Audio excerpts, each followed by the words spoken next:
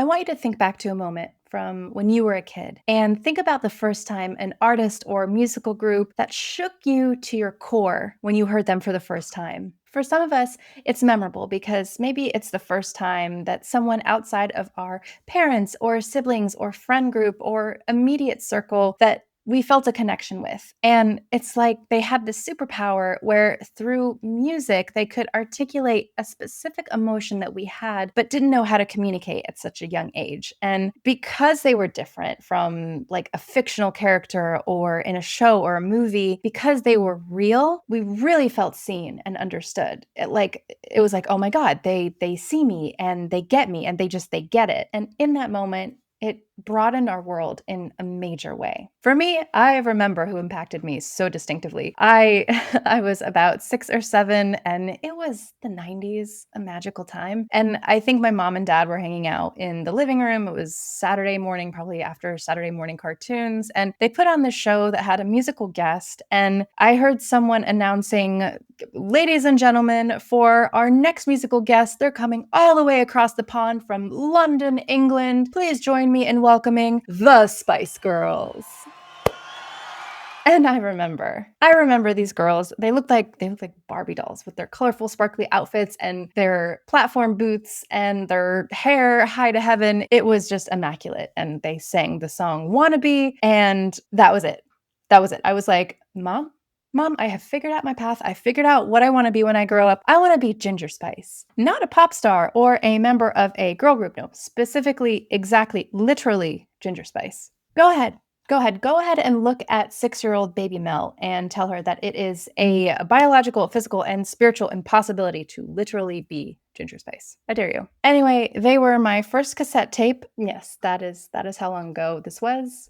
I harbor ancient secrets. I had the dolls. I begged my parents to get the Spice World movie, which I probably watched 300 times. I think I even performed with my friends at a talent show during summer camp. I was, in every practical and outrageous way, a tiny but mighty fan. And so it's really interesting because in a way, the first music that you really gravitate to, it kind of gives you another layer of your identity where your interests start to take shape. Because after that, you're kind of like, well, what else am I interested in? Now, we did not have music streaming when I was a kid. So if you wanted to listen to new music, you had basically 3 options. Figure out how the radio worked, discover MTV somehow, or have older siblings or cousins, like siblings adjacent to people in your life. Luckily for me, I had older brothers, so the obsession with these Spice Girls bloomed into like Blink-182 and Queen and Rage Against the Machine and Nirvana with, a little bit of Britney sprinkled in. And don't even get me started when I saw Michael Jackson for the first time, Flawless. Okay, so I say all of this to demonstrate that the fan culture that consumes our attention is practically imprinted into us from a very, very young age. And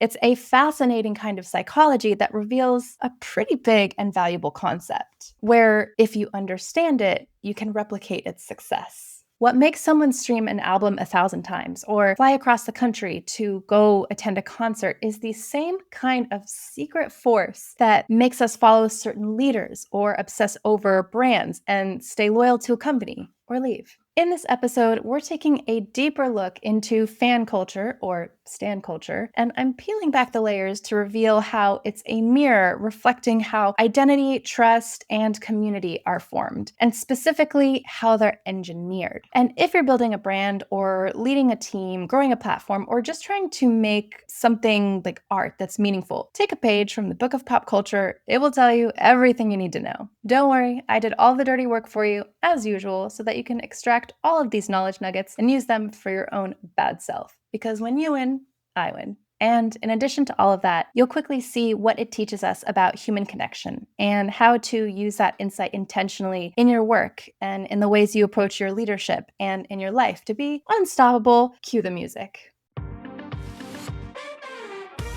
Hey there, I'm Melody Bose, your host of Jeans with the Blazer, a podcast about rewriting the rules of work and life.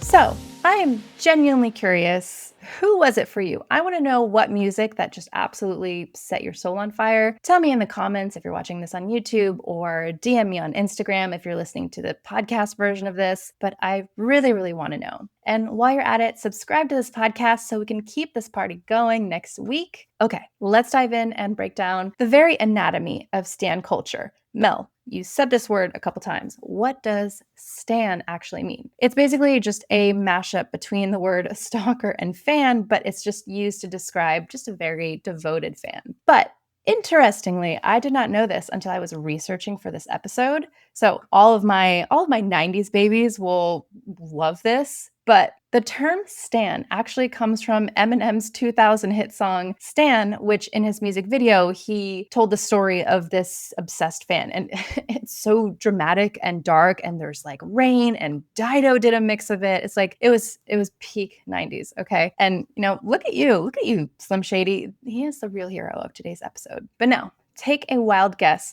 What exactly is responsible for the explosion of this extremely devoted fan or stan culture today? Social media. It's given this access to celebrities and communities in such an intimate way. Like, I remember when I was a kid, I literally wrote fan mail to the Backstreet Boys and Michael Jackson, like with postage and in an envelope and everything. And they probably, never saw the light of day. But today, you could literally slide into the DMs of a celebrity. Let me explain. Fans just don't passively consume content. They form online armies, often with really cute nicknames, that mobilize to support their idol at a moment's notice. They'll stream songs repeatedly to boost chart numbers. They'll swarm to defend their favorite star in online feuds, and even engage in intense social media battles on behalf of their idol. Stan culture. For example, in February of 2023, there was a TikTok video that allegedly mocked Selena Gomez's appearance.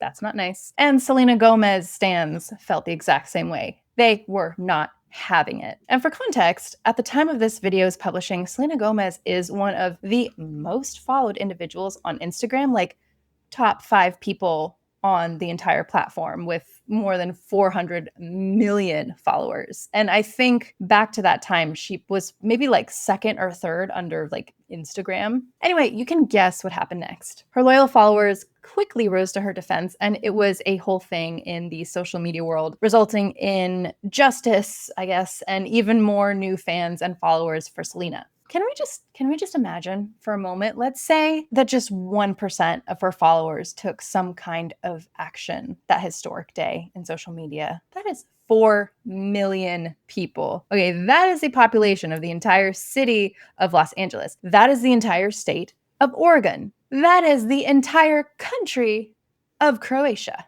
I'm just imagining like 4 million people just with torches, like in that, or whatever, bows and arrows, like that battle scene in the 300 movie. Just, it's insane. Anyway, you get the point. Among many other things, the power of stan loyalty creates discourse, it unites individuals, and it even stimulates the economy. More on that later. So let's take at a couple more pretty big fan bases and break them down even further. Beyonce, otherwise known as Queen Bey. She has a very distinguished presence that is exclusive to her brand. Her fans are part of what's known as the Bey Hive. I hope I'm not butchering it. Bey Hive, Bey Hive?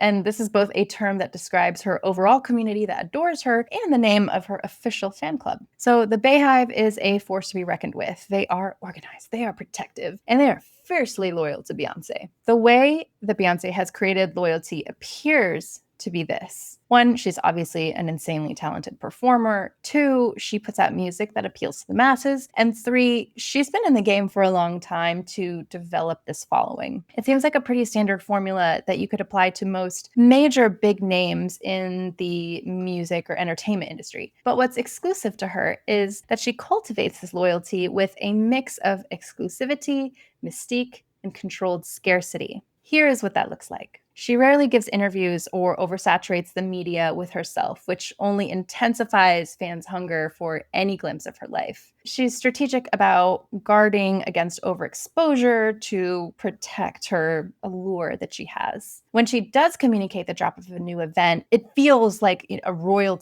event, a big royal announcement, if you will. A legendary example was her surprise release of the self-titled album, Beyonce, obviously, in 2013, with virtually no promotion. I like to imagine what that meeting was like that day when Beyonce met with her record label to discuss the promotions of her album. Here's my completely fictitious, unverifiable reenactment of how I think it went. Let me set the scene for you. So a bunch of executives are in the meeting room. They're sweating bullets because it's Beyonce. And, they've put together these marketing decks with like 47 slides of how they're going to partner with Grey Goose Vodka to do a collaboration for her song Drunk in Love, and billboards on every major freeway, just this whole bunch of things planned. And they're giving these presentations, and because she's a fierce yet well-mannered businesswoman, she listens intently and she nods, but vocalizes in the most lethally articulate way that she is unimpressed by every single idea that she's heard so far. Now, at this point, you can cut the tension in the room with a knife. It's just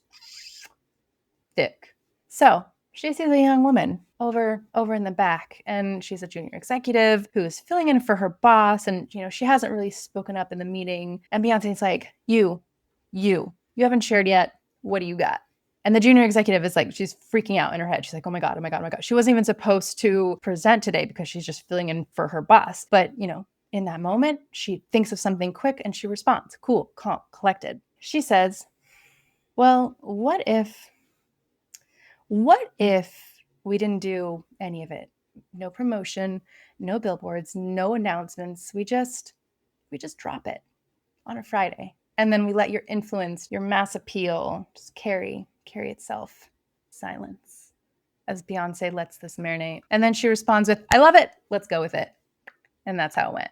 Anyway, this was a move that was so unexpected that it became a cultural event in itself. And the results, wait for this, it was the fastest selling album ever on iTunes at the time of its release, selling over 600,000 copies in the first 3 days, and in total 5 million copies worldwide. Needless to say, the strategy worked, and I hope that fictitious junior executive got a promotion. I don't know. Now, if you are an official member of the Bey Hive fan club, you also benefit from this intentional exclusivity. Members get early access to concert tickets, exclusive info, and special updates, and this makes her biggest fans feel like insiders. And of course, Beyonce's brand is built on empowerment and excellence. Her fans know that she stands for quality and female empowerment at all times. From her anthems to her public personas, she projects a clear identity and values that her followers rally behind.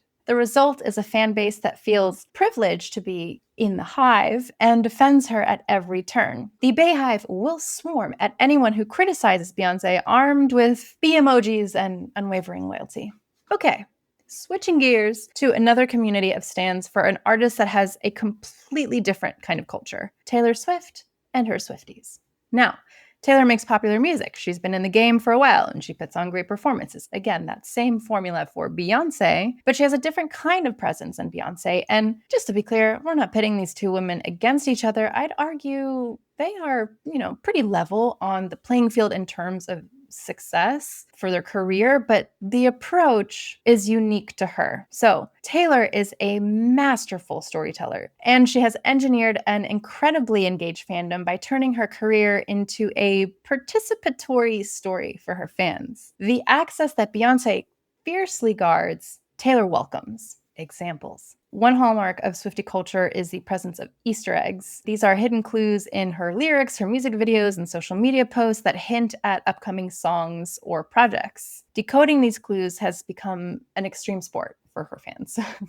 For instance, before her album Reputation, Taylor completely wiped her Instagram and then posted cryptic snake videos and hints about dates. And this sent fans into just a frenzy of speculation. Like, what does this mean? And, for her music video, You Need to Calm Down, she had a bunch of references to this feud she had with Kanye West and Kim Kardashian. And, she hard launched the end of her beef with Katy Perry at the end. It was cinematic. So anyway, by leaving a trail of breadcrumbs, she creates a sense of mystery and rewards her fans for paying attention to this, which keeps them eagerly anticipating her next move.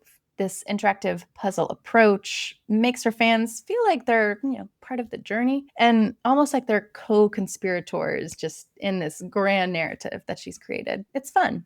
Beyond Easter eggs, Taylor is a master fan of participation and acknowledgement. She's been known to lurk on fan forums and comment on fans' posts on Tumblr and Instagram and even Facebook, and even invite groups of superfans to her home for secret listening sessions of new albums. Imagine being just one of those lucky fans. Like, oh hey, how was your weekend? What did you do? Oh, I just vibed with Taylor Swift. I hung out in her living room while she played unreleased songs and we had pizza afterwards and it was cool. That is the kind of personal touch that creates lifelong advocates. And it's funny because I've never met Taylor Swift, but one of my good friends, she told me a story about her where she went to a country concert where Taylor was there. She opened for another big country star. And this was way, way before she was famous. But she said she got to meet her and Taylor complimented her cowboy boots that my friend was wearing and gave her a big hug. Then fast forward a few years, she went to a concert where at this point she was now famous. Her first, I think one of her first albums came out and my friend got to meet her again. And she actually remembered my friend from the first time she met her. And she said, oh, you're that girl with the really cute cowboy boots. You came to see one of my earliest shows. So it checks out anecdotally. Okay, so another way that Taylor orchestrates this fan culture around her is she inspires fans to engage with each other. At her recent Eras tour, a really cute fan-led trend emerged. So concert goers started making and trading friendship bracelets with each other, inspired by a lyric in her song, You're on Your Own, Kid. Soon, trading beaded friendship bracelets became a ritual at every show, and fans crafted bracelets with inside jokes and favorite song titles and Swift-related catchphrases, and then swapped them with strangers at the concert, forging instant connections among fans. So cute. Now, I mentioned earlier that the effect of stan culture is so grand that it stimulates the economy. Pittsburgh, which hosted 2 concerts, had its highest weekend occupancy at hotels post-pandemic and the second highest weekend occupancy in its history. The city generated $46 million in direct spending from attendees, 83% of whom didn't live in the county where the concert took place. Similarly, the New Orleans Downtown Development District estimated between 80 and 90% of concert goers were visitors. Greater New Orleans Inc. estimated their concert's economic impact to be around $200 million. That doesn't even account for spending at restaurants, at hotels, and, just other tourism expenses. So why does all of this matter? Now, taking a look at these 2 examples of these massive fan bases, we can correlate that loyalty on a scale as grand as this is acutely engineered. The megastars and brands that inspire stan levels of devotion use specific strategies to cultivate community and identity among their followers. Whether it's Beyonce's aura of exclusivity or Taylor's interactive storytelling, there is a clear method to this madness. These public figures, and of course their teams, understand human psychology and the importance of making fans feel connected. In the attention economy of 2025, stan culture is a dominant force, and it holds lessons for anyone looking to build a loyal audience or a customer base. So let's have a little more fun and decode that playbook. In distilling the core elements that create this kind of loyalty, let's think of this as the branding blueprint that turns ordinary people into passionate advocates. There are a few key ingredients that keep coming up. Number 1, clear identity and values. Superstar brands have a crystal clear identity. Fans know exactly what the person or entity stands for and the vibe they represent. This goes beyond a logo or image. It is the essence of their story and values. For instance, part of why Beyonce's brand is so strong is that she stands for empowerment, excellence, and creativity at the highest level. She's been consistent about championing Black culture, feminism, and self-confidence. Her performances, music, and even public appearances all reinforce that image of a powerful, visionary woman. So her fans feel like they're rallying behind a meaningful cause or ethos, not just catchy songs. Taylor Swift, on the other hand, stands for heartfelt storytelling and authenticity. She's built an identity as the relatable songwriter sharing her diary with the world, and she's really leaned into that. Whether it's writing personal letters to fans or evolving her music style while she's still writing about her life's journey, it all comes together in this really impactful way that's also empowering and also inspires self-confidence. When an audience knows who you are and what you believe in, it draws people who also resonate with those values in. So a staple in organizations is their values, and the goal is to ultimately align your goals and output with those values. But sometimes they tend to be very vague, and if you're trying to run a team or make a movement with your art or leadership, ask yourself what those are, and then take it a step further and ask yourself, how do your actions reinforce those values? If you want one of your values to be innovation, for example, and you work with a team, does your day-to-day approach to work give your team the freedom to experiment and take calculated risks? Are there processes that you can take a step back from that allow for that room? Or instead of having something like a detailed agenda, what if you scheduled an informal brainstorm to bounce around ideas in a low-pressure environment? Now, let's say innovation is one of your values and you don't have a team of people reporting to you. Have you asked yourself the ways that you can show up as a thought leader to spark that forward-thinking discussion with the people around you? Are you keeping up with the latest trends in your industry and discussing them with those around you, or even on social media? It could be as simple as sharing an article on LinkedIn and including your thoughts. Now, are you creating opportunities in your life to think outside the box by pursuing and developing new skills? Do you see where I'm going with this here? Next, consistent aesthetics and behavior. Along with identity, successful standships maintain a consistent aesthetic and set of values in everything they do. There's a reason fans can spot a Taylor Swift album theme or a Beyonce project from a mile away. These artists have cultivated a distinct style and they stick to their standards. Beyonce, for example, delivers high production value and artistic visuals every single time. Even when she switches genres or surprises us, as she did with the genre blending album Renaissance, it still feels like Beyonce because it carries her signature confidence and creativity. She may evolve from R&B to pop to hip-hop influences, but the quality and empowerment message remains consistent. On that same note, Taylor Swift's eras each have their own color and motif. For example, pastel daydreams for Lover, snake imagery for Reputation, or cottagecore for Folklore. Yet all of it is unmistakably Taylor in ethos, sincere storytelling, Easter eggs, and just musicality. A way to approach this concept is to translate aesthetic consistency into behavior. If you stand for transparency, are you always replying to questions, even the hard ones, with clarity and a problem-solving approach? If you value empowerment, every touch point, an onboarding email, a sales page, a job description should reflect that in language. You want to use consistent energy and intention across platforms, even personally. Are you calm and grounded in your IG stories, but frantic on Slack? That disconnect can erode trust. Next, two-way relationships and fan engagement. A huge factor in stan culture is that fans don't feel like they're just passive consumers. They feel seen and appreciated by the object of their fandom. There is a sense of reciprocity. The artist or brand gives back to their own community. They acknowledge them and they even involve them. We saw this with Taylor's secret sessions and social media interactions, which make individual fans feel recognized. Beyonce's style of engagement is a bit different. She's more aloof day to day, but she still rewards her most loyal fans with exclusives like special pre-sales, surprise drops, etc., and also unforgettable experiences. Her live shows and her visual albums feel like gifts to her fans. Now, she also occasionally interacts in meaningful ways, like surprising a dance crew of young girls or acknowledging fan art, which she sends the message, "I see you and I appreciate you." And when people feel heard and valued, they're far more likely to go up to bat for you. Loyalty is a two-way street. If you want staunch supporters, show them that you care back. Even small gestures like personalized thank you note to a client or an informal coffee chat with your junior staff, that can make a big impact in loyalty. Next, shared language and rituals. Walk into a room of diehard fans and you'll notice they often speak in a sort of dialect. They use insider lingo, references, jokes, and rituals that outsiders might not immediately get. This is a really, really powerful bonding tool. It signals who is in the club. In stan culture, this includes special nicknames like Swifties and the Bey Hive, etc. Catchphrases. Taylor's fans love to say that Taylor Swift is the music industry, and Beyonce fans call anything impressive flawless after her song. And even emojis or symbols like the bee emoji for the Bey Hive, the snake, or the red scarf for Taylor's in certain references. All of these create a sense of insider and status and belonging. So if you know,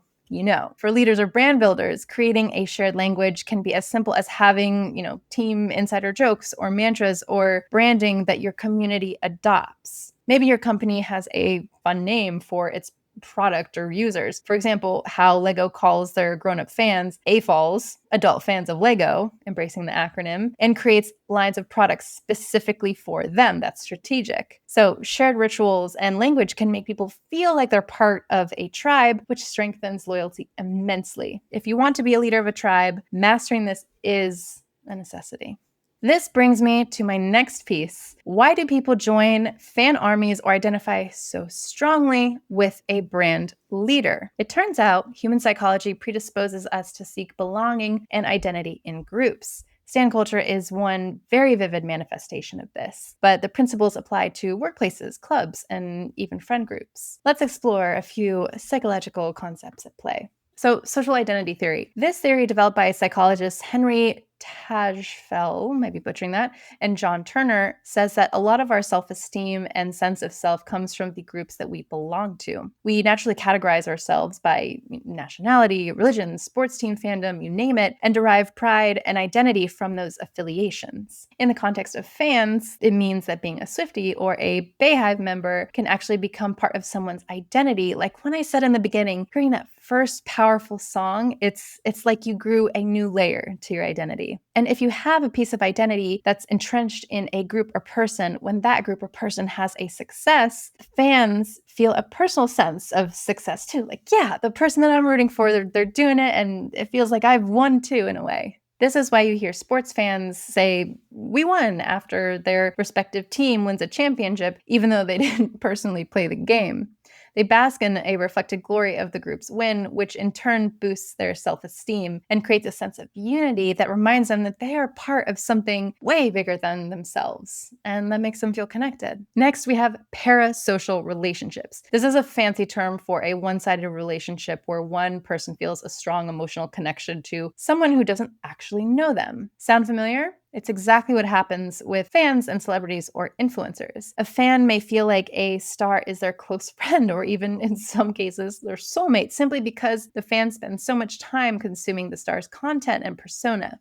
The term parasocial was coined by sociologists back in the 1950s, but it's exploded in modern times due to, once again, social media and the constant media access that we have now. If you watch someone on YouTube every week, see their vlogs about daily life, follow their Instagram stories, you start to feel like you really know the person, even though it's kind of an illusion because the connection is not truly reciprocal. However, the feelings on the fan side are real. They invest time and energy and emotion, which can translate into intense loyalty. They might defend the celebrity online as if they're defending a family member, similar to the Selena Gomez example I used earlier. Now, these parasocial bonds can mimic real friendships in how we experience them. You feel happy when your favorite YouTuber finds love, or you feel anger when your favorite singer is involved in a scandal, even if it's baseless. We can see why this definitely strengthens loyalty. A fan who feels personally connected is going to be much more devoted than one who just enjoys their work from afar. For content creators or leaders, the lesson here is about authentic communication. While you can't and shouldn't pretend to be actual friends with your audience or employees, being open, authentic, and personable can foster that trust and loyalty. Think of a manager who shares relatable stories or an entrepreneur who shows the human side of their journey to customers. It invites people to care about you, not just your products.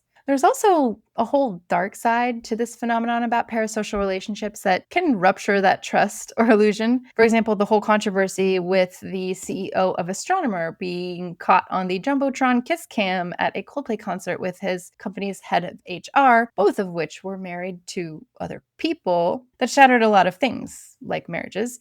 But one of those things was the perception of professionalism and conduct a leader is supposed to have.